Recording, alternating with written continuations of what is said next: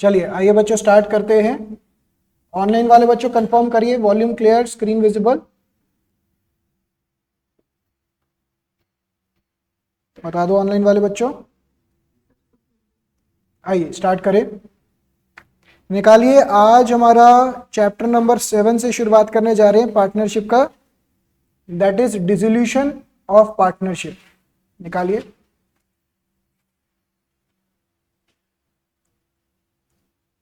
निकालिए। Dissolution of partnership की जब हम बात कर रहे हैं, इसका मतलब क्या है कि आप काम को डिसकंटिन्यू कर रहे हैं। डिसकंटिन्यू एक तो क्या होता है, dissolution of a firm. Dissolution of a firm means dissolution of partnership among all the partners in a firm. In such a case business also comes to an end. हम dissolution of firm की बात कर रहे हैं। एक होता है dissolution of partnership, it changes the existing relationship between the partners but the firm में continue its business as before. तो दोनों में फर्क क्या है, यहाँ पे आप काम कंटिन्यू करोगे, बस आपस में जो टर्म्स एंड कंडीशन थी यानी कि पार्टनरशिप डीड था वो चेंज हो जाएगा। इसके अंदर क्या हो रहा है, आप काम करना ही बंद कर रहे हो, आप डिसकंटिन्यू कर रहे हैं। Modes of dissolution of a partnership form, dissolution by mutual agreement, भाई आपस में आप एग्री करते हो कि भाई हमें काम नहीं करना कंटिन्यू आगे। Compulsory dissolution, dissolution by notice, कि भाई कोई आपको नोटिस आ चुका है, जैसे कोर्ट ने आपको बोल दिया डिसॉल्व करने के लिए।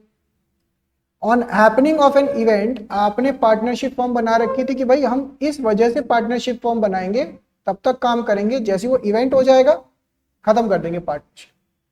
तो सिंपल पॉइंट्स है। आइए, अच्छा ये कुछ छोटे छोटे थ्योरी के पॉइंट्स है, इनको आप एक बार रीड कर लीजिएगा कि सेटलमेंट ऑफ अकाउंट्स कैसे कैसे होते हैं। मेन इंपॉर्टेंट टॉपिक आपका यहां से शुरुआत होती है। Accounting treatment on dissolution, following accounts are opened in the books of the firm. Realization account, partners capital account, partner का loan account, cash and bank account. यानी कि इसमें से सबसे इंपॉर्टेंट क्या है बच्चों, रियलाइजेशन अकाउंट। अब आप इस चीज को ध्यान रखिएगा, हो सकता है कि आपके पेपर में सीधा जर्नल एंट्रीज आ जाए इस चैप्टर में से, हो सकता है कॉम्प्रिहेंसिव क्वेश्चन, हो सकता है रियलाइजेशन अकाउंट बनाने के लिए आ जाए, बट सबसे इंपॉर्टेंट टॉपिक ही यही बैठेगा, रियलाइजेशन अकाउंट। अब सबसे पहले जब आपके पास बैलेंस शीट आता है, आपका ऑब्जेक्टिव क्या होता है कि आपको सारी बैलेंस शीट के आइटम इन 4 अकाउंट में से किसी एक अकाउंट में भेजनी होती है। तो आप क्या करते हैं बच्चों, रियलाइजेशन अकाउंट के अंदर कुछ स्टेप्स लिखे थे मैंने। स्टेप नंबर 1 एसेट्स को भेजते थे, स्टेप नंबर 2 लाइबिलिटीज को भेजते थे। अच्छा, स्टेप नंबर 3 क्या था, इनका सेटलमेंट करते थे। स्टेप नंबर 4 क्या था बच्चों, लाइबिलिटीज का सेटलमेंट करते थे। एसेट्स से जो पैसा आ रहा है स्टेप 3, और लाइबिलिटीज को जो पे ऑफ कर रहे हैं स्टेप 4। स्टेप नंबर 5 कह लीजिए रियलाइजेशन एक्सपेंसेस, और छठा क्या था, कोई फायदा या नुकसान हो रहा है ये पार्टनर्स में डिस्ट्रीब्यूट हो जाएगा। ये 6 स्टेप थे। अगर मैं इसको डिटेल में रिकॉल करवाऊं, सबसे पहले क्या होता था, आपके पास एक बैलेंस शीट गिवन होती थी। याद करिए, सबसे पहले आपके पास एक बैलेंस शीट होती थी। इस बैलेंस शीट में से एक एक करके आप आइटम्स रियलाइजेशन अकाउंट या कैश अकाउंट या कैपिटल अकाउंट या फिर लोन अकाउंट टू या बाय पार्टनर को भेजते थे। अब सबसे पहला स्टेप क्या था, इनमें से मेजॉरिटी एसेट्स इधर ट्रांसफर हो जाती थी और मेजॉरिटी आउटसाइड लाइबिलिटीज इधर ट्रांसफर हो जाती थी। बार बार मैं टर्म मेजॉरिटी क्यों बोल रहा हूं, क्योंकि उनमें से कुछ ऐसी आइटम्स भी होती थी जो आपको या तो कैपिटल अकाउंट में भेजनी होती थी या कैश या लोन अकाउंट। इसके एक्सेप्शंस क्या क्या थे आइए समझते हैं। जैसे सबसे पहले आपके पास एसेट्स ट्रांसफर हुए, इसके अंदर से एक्सक्लूडिंग कैश एंड बैंक। बताइए कैश एंड बैंक क्यों एक्सक्लूड कर दिया, क्योंकि कहां जाएगा, इसका अलग अकाउंट बनेगा। फिक्टिशियस एसेट्स या अक्यूमुलेटेड लॉसेस, ये क्यों, क्योंकि ये पार्टनर कैपिटल अकाउंट में जाएगा। Debit balance of partners capital account, debit balance का मतलब क्या होता था, नेगेटिव बैलेंस। अगर पार्टनर के कैपिटल या करंट का नेगेटिव बैलेंस होता था तो इसको भी हम क्या करते थे, इसको भी हम कहां भेजते थे, रियलाइजेशन के अकाउंट। लोन टू पार्टनर, आपने किसी पार्टनर को लोन दे रखा है तो ये भी कहां चला जाएगा, बताइए फटाफट से। इसका एक अलग अकाउंट बनता कि पार्टनर से जो लोन दे रखा है इससे सेटलमेंट करवाते थे कि भाई तू पहले कैश ला के दे सारा। तो इन सब के अलावा बाकी सारी एसेट्स जो होंगी वो कहां जाएंगे, रियलाइजेशन के डेबिट में। अच्छा, अगर इसकी जर्नल एंट्री की बात करें तो जर्नल एंट्री क्या हो गया, realisation to assets. Journal entry में दिक्कत नहीं होनी चाहिए। आज मैं आपको क्वेश्चंस जैसे पिछली क्लास में किया था ना वही फॉर्मेट रखेंगे। चैप्टर किया, उसके कुछ क्वेश्चंस अभी करें, बाकी आप घर पे बैठ के करो। डाउट्स टुवर्ड्स द एंड में आज आपके सारे लेता हूं। मेरे पास एक दो बच्चों के आए भी थे डाउट्स आप सब में से कि सर ये डाउट्स आ रहे हैं, तो मैं एंड में बैठ के वो डाउट्स भी लूंगा। सेकंड स्टेप क्या होता था बच्चों, सेकंड स्टेप ये होता था कि बैलेंस शीट में से जो भी आउटसाइड लायबिलिटीज होती थी वो कहां ट्रांसफर होती थी, रियलाइजेशन के क्रेडिट साइड पे, क्योंकि उनको क्लोज कर रहे होते थे हम। सारी लायबिलिटीज यहां पे ट्रांसफर होती थी एक्सक्लूडिंग क्या क्या, पार्टनर कैपिटल। पार्टनर कैपिटल के लिए तो अलग अकाउंट बनता था। जो भी अक्यूमुलेटेड प्रॉफिट या रिजर्व्स होते थे ये भी कहां जाते थे, पार्टनर के कैपिटल के अंदर। लोन फ्रॉम अ पार्टनर ये कहां जाता था बच्चों, इसका भी एक अलग से अकाउंट ओपन अप होता था। याद आता है ये सब हमें। तो ये सब चीजों को छोड़ के बाकी सारी लायबिलिटीज इधर ट्रांसफर होती थी। इसका जर्नल एंट्री क्या हो गया, लायबिलिटी टू रियलाइजेशन। इसके अलावा बच्चों ये भी ध्यान रखिए, इसके ना कुछ एक्सेप्शंस होते थे, बैठ जाइए जल्दी से। इसके कुछ एक्सेप्शंस होते थे, रिजर्व्स सारे यहां पे ट्रांसफर नहीं होते थे। इसके दो एक्सेप्शंस याद रखने हैं, जैसे इन्वेस्टमेंट फ्लक्चुएशन रिजर्व या कोई भी प्रोविजन है, example provision for doubtful debts है, वो भी आपका कहां ट्रांसफर हो जाएगा, रियलाइजेशन के लाइव यहां पे क्रेडिट साइड के ऊपर। मतलब क्या होता है बच्चों, ध्यान से समझो। ऐसा कोई प्रोविजन या ऐसा कोई फंड या रिजर्व जो किसी एसेट के अगेंस्ट बना है, जैसे इन्वेस्टमेंट फ्लक्चुएशन फंड किसके अगेंस्ट बनता था, इन्वेस्टमेंट के against. Provision for doubtful debt, debtors के अगेंस्ट। तो अगर कोई प्रोविजन या रिजर्व्स अगेंस्ट एसेट्स बना है तो ये भी आपका रियलाइजेशन में ट्रांसफर हो जाता था। एक सेकंड, हाँ जी, वर्कमैन कॉम्पेंसेशन रिजर्व वो नहीं, वो ट्रांसफर नहीं होगा, उसका एक स्पेशल ट्रीटमेंट होता था, वो मैं अभी आपको करवाता हूं। WCR का एक स्पेशल ट्रीटमेंट होता था और एक आपका स्पेशल ट्रीटमेंट होता था रियलाइजेशन एक्सपेंसेस का। इसके जितने भी केसेस होते थे ना, ये मैं अभी आपको सारे रिपीट करवाता हूं, ठीक है। आपका क्या डाउट है, वो लायबिलिटी होता है वो इधर ही आएगा। एम्प्लॉय प्रोविडेंट फंड हो गया या आपका जैसे पेंशन आउटस्टैंडिंग, कुछ भी ऐसा होता है ना, वो लायबिलिटी है, दैट इज नॉट रिजर्व। तो बच्चों स्टेप 1 क्या हो गया, एसेट ट्रांसफर हुए। स्टेप 2 क्या हो गया, लायबिलिटी ट्रांसफर हो गई। अच्छा, स्टेप 3 क्या होता था, इन एसेट्स को सेटल करना होता था। बताइए, इसके 3 तरीके होते थे सेटलमेंट के। कोई भी आपने एसेट्स हैं आपके पास तो इसके सेटलमेंट के कितने तरीके होते थे बच्चों आपके पास, 3 तरीके। क्या क्या थे वो 3 तरीके, या तो कैश आ गया आपके पास, या कोई पार्टनर टेक ओवर कर गया है एट एन रियलाइजेबल वैल्यू, या कोई लायबिलिटी के अगेंस्ट आ गया जिसका कोई जर्नल एंट्री नहीं आता। याद आ रहा है ये सब। तो कोई भी रिकॉर्डेड, चाहे कोई भी रिकॉर्डेड चाहे अनरिकॉर्डेड एसेट होता था, उसके 3 ट्रीटमेंट ही होते थे, या तो बैंक के थ्रू, या पार्टनर्स कैपिटल के थ्रू, या लायबिलिटी। लायबिलिटी का कोई जर्नल एंट्री नहीं आता था, यानी कि जब कोई एसेट लायबिलिटी को सेटल करने के लिए होता था उसका जर्नल एंट्री नहीं आता है। आप नीचे नोट के तौर पे लिख के आ सकते हैं ताकि एग्जामिनर को पता रहे, पर इसका जर्नल एंट्री नहीं होता था।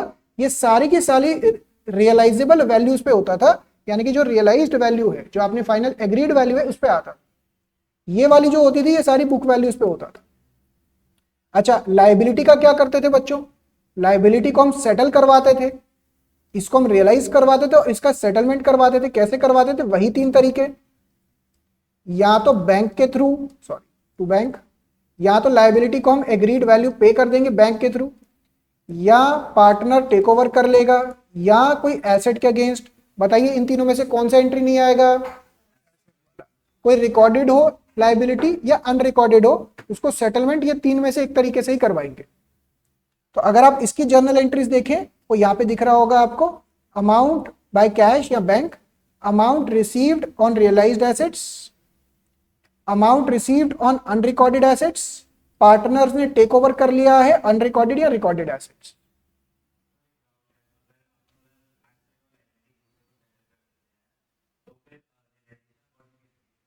नहीं दिखाएंगे,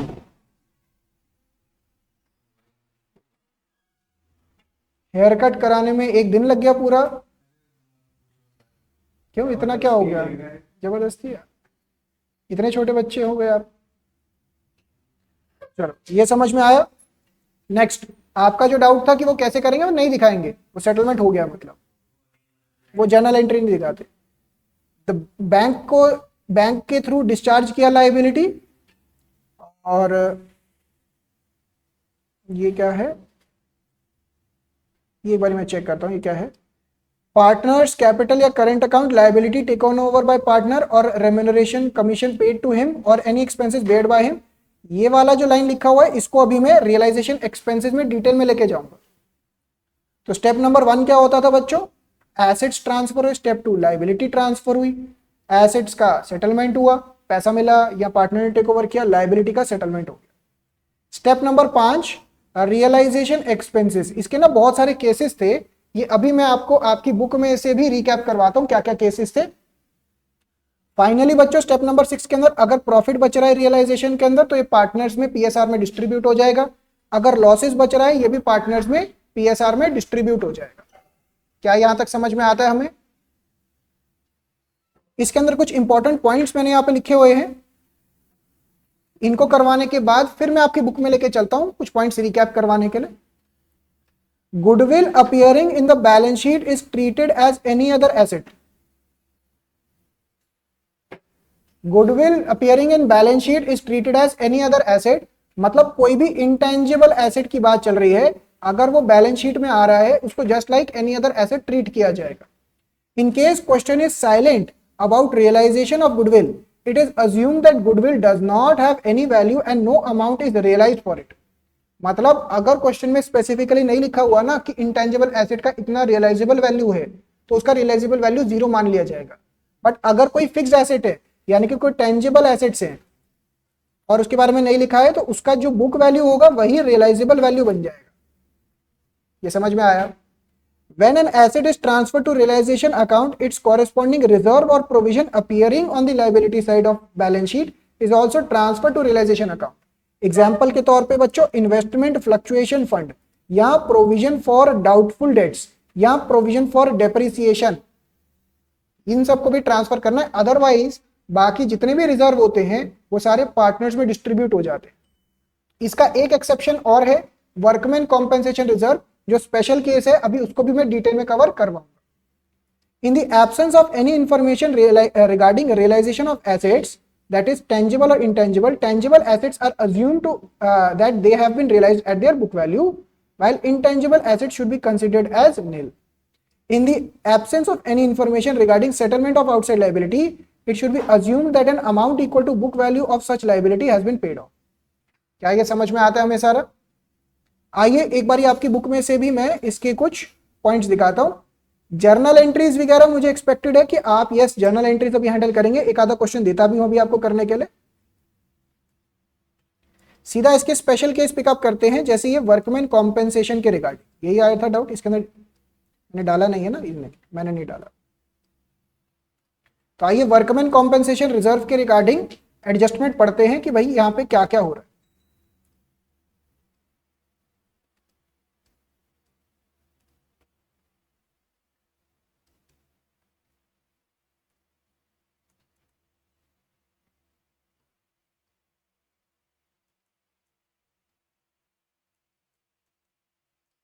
देखिए, Shiv and Mohan are partner sharing profits in the ratio of 3:2।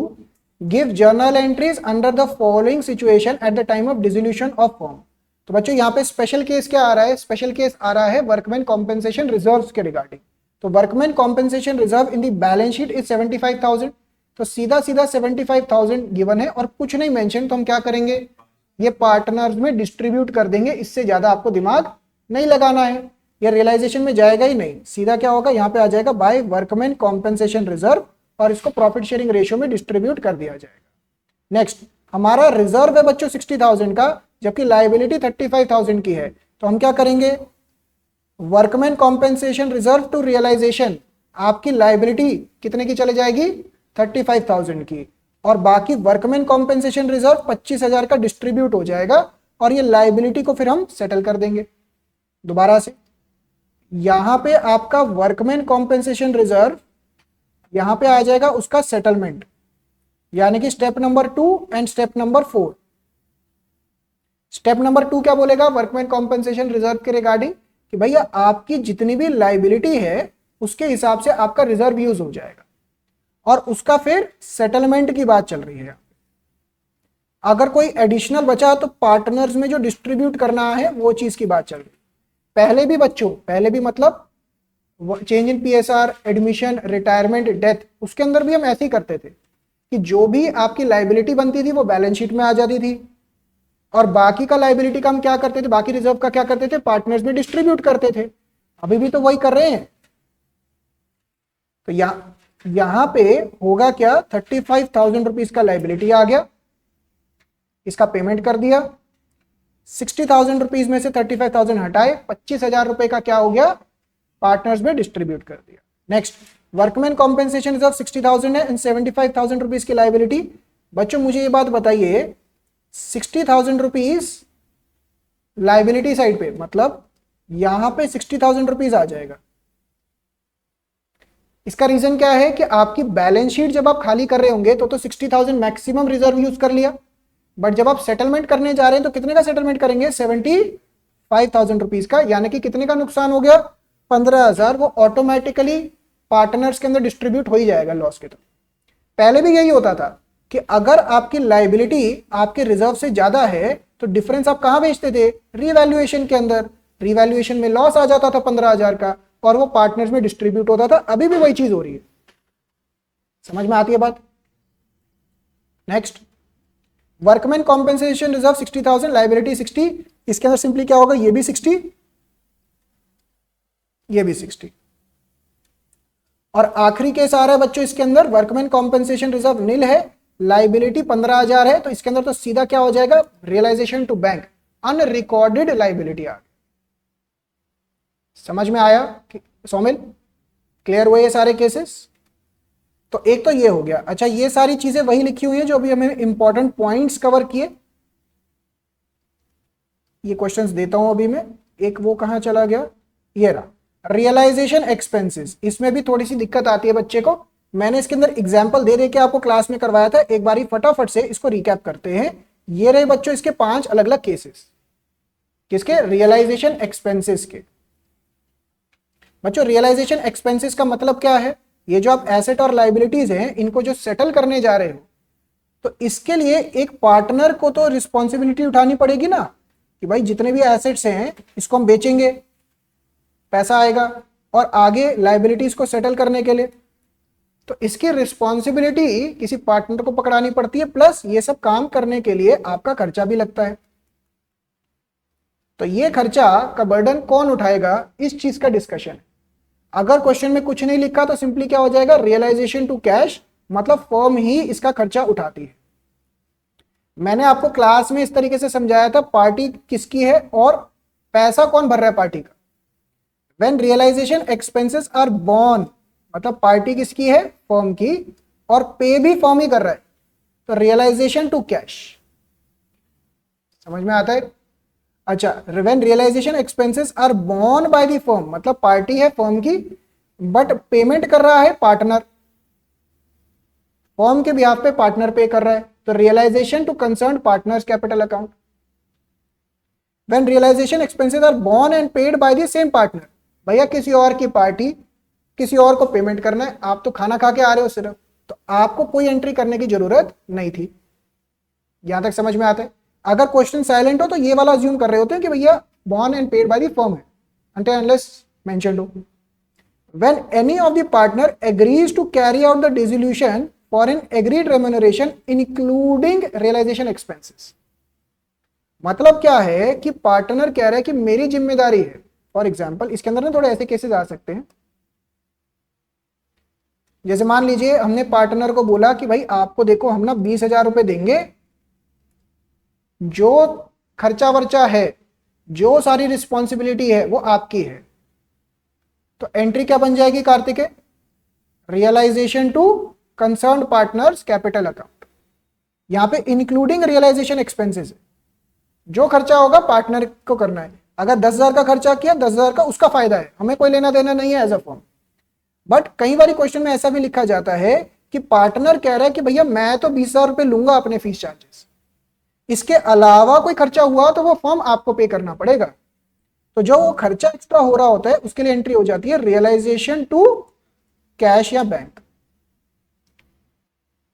Next आखिरी केस, when realisation expenses are borne by partner but paid by the firm. आप किसी दोस्त की पार्टी पे गए, पार्टनर की पार्टी पे गए और कह रहा है कि भाई पैसे नहीं है तू ही भर दे जरा, तो पार्टनर की पार्टी बट बिल भर रही है फर्म, तो एंट्री क्या हो जाएगा? Concerned partners capital account debit, क्योंकि कैपिटल को कम कर देंगे, और कैश अकाउंट को क्रेडिट, क्योंकि कैश अकाउंट कम कर दिया जाएगा। इसके रिलेशन में ये इलस्ट्रेशन नंबर 8 है। अभी मैं आपको कुछ क्वेश्चंस दूंगा करने के लिए, पहले हल्का सा और रिकैप कर ले। तो मेन तो ये टॉपिक्स दो तंग करते हैं। इसके बाद बच्चों ये देखिए पार्टनर्स कैपिटल का एक हल्का सा फॉर्मेट बना रखा है। मुझे नहीं लगता इसके अंदर दिक्कत होगी, क्योंकि अगर आपने ढंग से पढ़ाई की है पिछले 2-3 दिन में तो आपको समझ में आ रहा हो। सबसे पहले तो ओपनिंग बैलेंस आता है, क्रेडिट बैलेंस। जो भी रिजर्व्स डिस्ट्रीब्यूट करने वाले होते हैं वो आ जाते हैं। आपने कोई लायबिलिटी टेक ओवर करी है वो आ जाएगी। आपका कोई प्रॉफिट आ रहा है वो आ जाएगा रियलाइजेशन से। इस साइड पे बाय चांस अगर कोई नेगेटिव बैलेंस आ रहा है, कोई भी accumulated losses, deferred revenue expenses हो गया, आपने कोई एसेट टेक ओवर किया है, कोई लॉसेस आ रहे हैं, तो इसके अलावा जो बैलेंसिंग फिगर बचेगा वो पैसा एक्सेस कैश पेड। अगर एक्सेसिव कैश बच रहा है तो फर्म इस वाले के अंदर किसको पे कर देगी? पार्टनर को पे कर देगी। अगर उसका डेफिसिट आ रहा होगा तो हम पार्टनर को बोलेंगे कि भैया पार्टनर आप जरा पैसा लेकर आ जाओ, कमी पड़ रही है। समझ में आता है ये बात? इसके बाद कोई partners loan account will be paid after all outside liabilities. यहां पे एक आउटसाइड लायबिलिटी से एक छोटा सा पॉइंट याद आता है। पार्टनर का स्पाउस जो है उसको कैसे ट्रीट करते थे? As a outsider. याद आता है ये? अदरवाइज बाकी सब तो आप आइडेंटिफाई कर लेंगे, वो मिस्टर मिसिज वाला पॉइंट याद रखिएगा बस। अगर मिस्टर है पार्टनर तो उसकी जो मिसिज होंगी वो क्या बन जाएंगी? Outside liability. तो पहले आउटसाइड लायबिलिटी सेटल होगी, फिर पार्टनर के लोन वगैरह सेटल होने शुरू होंगे, और आखिरी में जाके कैपिटल सेटल होगा। तो पार्टनर लोन टू कैश, और अगर उसने लोन ले रखा है, अच्छा यहां पे है नहीं, अगर उसने लोन ले रखा है हमसे तो उसके लिए हो जाएगा बैंक टू पार्टनर्स लोन। इसके अलावा एक छोटा सा पॉइंट और भी ध्यान रखना है, यहां पे वो भी मेंशन नहीं है, करंट अकाउंट के रिगार्डिंग। अगर आपका करंट अकाउंट ओपन है, करंट अकाउंट किसका बच्चों? पार्टनर का ओपन है, तो उसको क्लोज करके उसका बैलेंस कहां ट्रांसफर कर देंगे? कैपिटल अकाउंट के। ठीक है ना? फॉर एग्जाम्पल अगर करंट अकाउंट के अंदर क्रेडिट बैलेंस था तो उसका क्लोजिंग करके कैपिटल में ट्रांसफर हो जाएगा। एंट्री क्या हो जाएगा? Current account debit to capital account. और अगर डेबिट बैलेंस था तो उल्टा एंट्री, रिवर्स एंट्री हो जाएगा। समझ में आता है ये? नेक्स्ट इसका एक कॉम्प्रिहेंसिव क्वेश्चन देता हूं। नेक्स्ट बच्चों कैश एंड बैंक अकाउंट। अब यहां पे देखिएगा सब कुछ जितना भी कैश आ जा रहा है, डेबिट क्रेडिट पोस्टिंग, इतना तो बेसिक आता है हमें कि भैया इस साइड पे कौन सा आएगा? बताइए सिद्धार्थ, डेबिट साइड पे कौन सा आता है?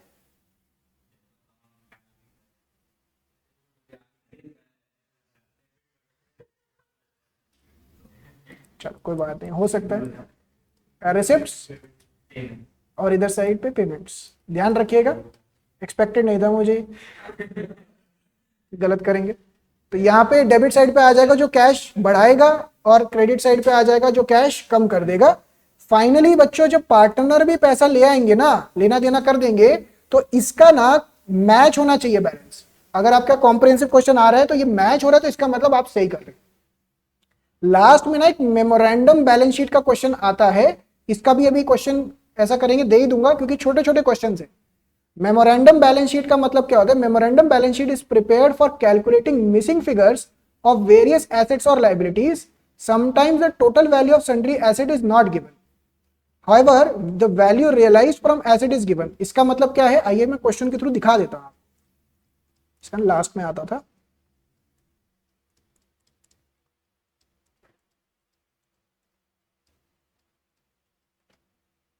ये रहा, जैसे देखिए बच्चों illustration number 22, A and B who were partners sharing profits and losses in the proportion of 4:3 respectively decided to dissolve the partnership firm on this date. On the date of dissolution A's capital इतना था, B का capital इतना था, creditor इतने थे, cash इतना था। Remaining assets realised, बच्चों ये बात बताइए कौन सी वाली वैल्यू है? बुक वैल्यू है? नहीं, ये realise. Step number 3, step number 3, तो गलती मत कर दीजिएगा। आपको ये डाटा पढ़ के क्या करना है? इसके अंदर सबसे पहले मेमोरेंडम बैलेंस शीट बनाना है। ये गिवन है, ये दोनों गिवन है, ये गिवन था, तो ये बैलेंसिंग फिगर निकलना था।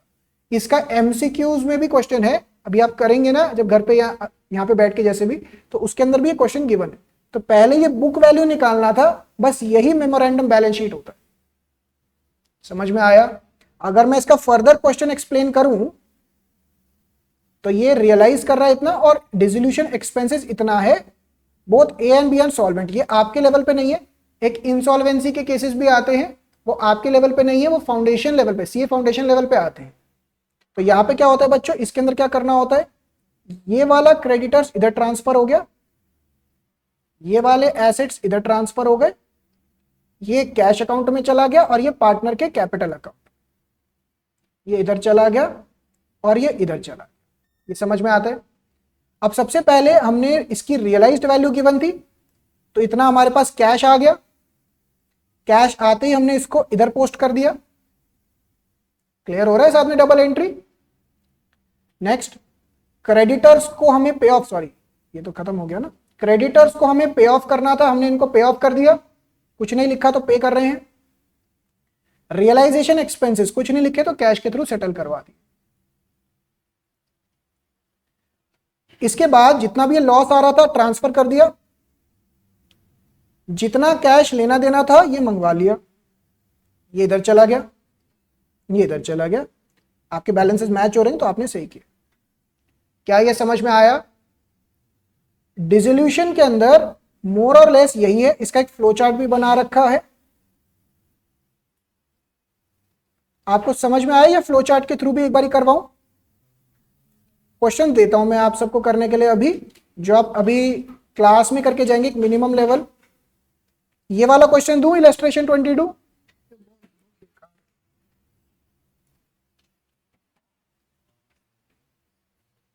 एक तो जर्नल के क्वेश्चन दे देते हैं आप सबको।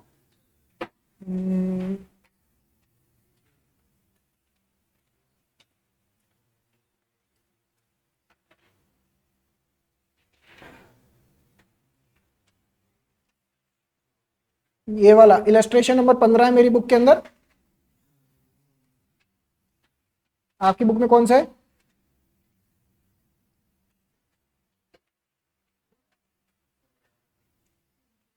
सत्रह आपकी बुक के हिसाब से।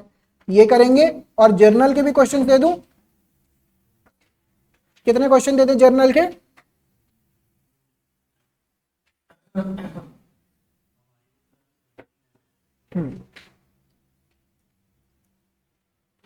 सारे रियलाइजेशन के ये तो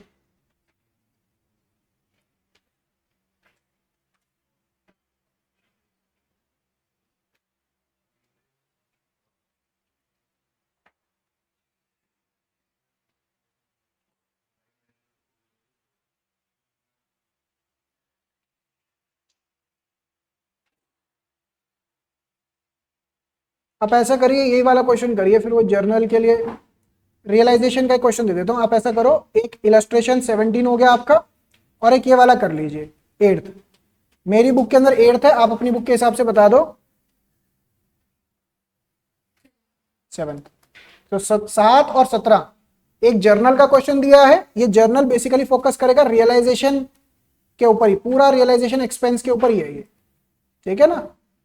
और जो बाकी हैं वो क्वेश्चन के थ्रू हो जाएगा इलस्ट्रेशन 17। स्टार्ट करिए बच्चों, ये दोनों क्वेश्चंस करने हैं, स्टार्ट करो। ऑनलाइन वाले बच्चों क्लियर है हमें?